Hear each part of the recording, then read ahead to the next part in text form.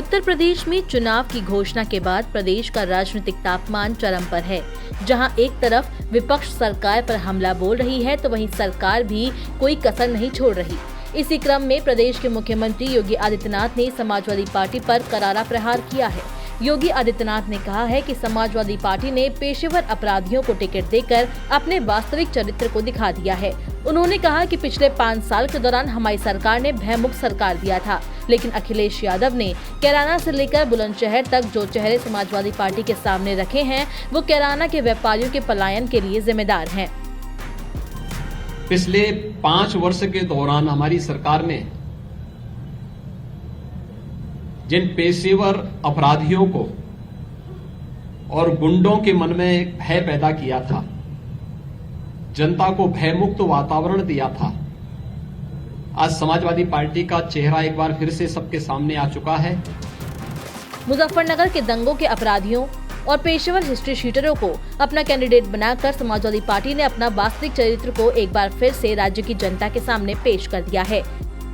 जिम्मेदार अपराधियों को, मुजफ्फरनगर के दंगों के अपराधियों को और उन पेशेवर हिस्ट्री शीटर को अपना कैंडिडेट बना करके समाजवादी पार्टी ने अपने वास्तविक चरित्र को एक बार फिर से प्रदेश के सामने, देश के सामने प्रस्तुत कर दिया है कि प्रदेश के बारे में उनकी मंशा क्या है।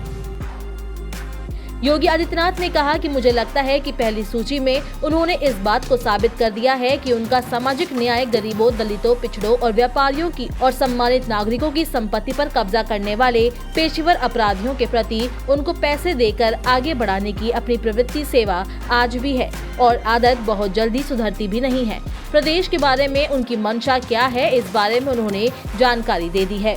विधानसभा चुनाव नजदीक है और सभी पार्टियां एक दूसरे पर आरोप भी लगा रही है। इसी कड़ी में रविवार को बीजेपी में शामिल हुए पूर्व आईपीएस असीम अरुण के बीजेपी में शामिल होने पर अखिलेश यादव ने करारा हमला बोला और कहा कि असीम अरुण के भाजपा में शामिल होने से साबित हो गया है कि वर्दी में कैसे कैसे लोग छुपे हुए हैं।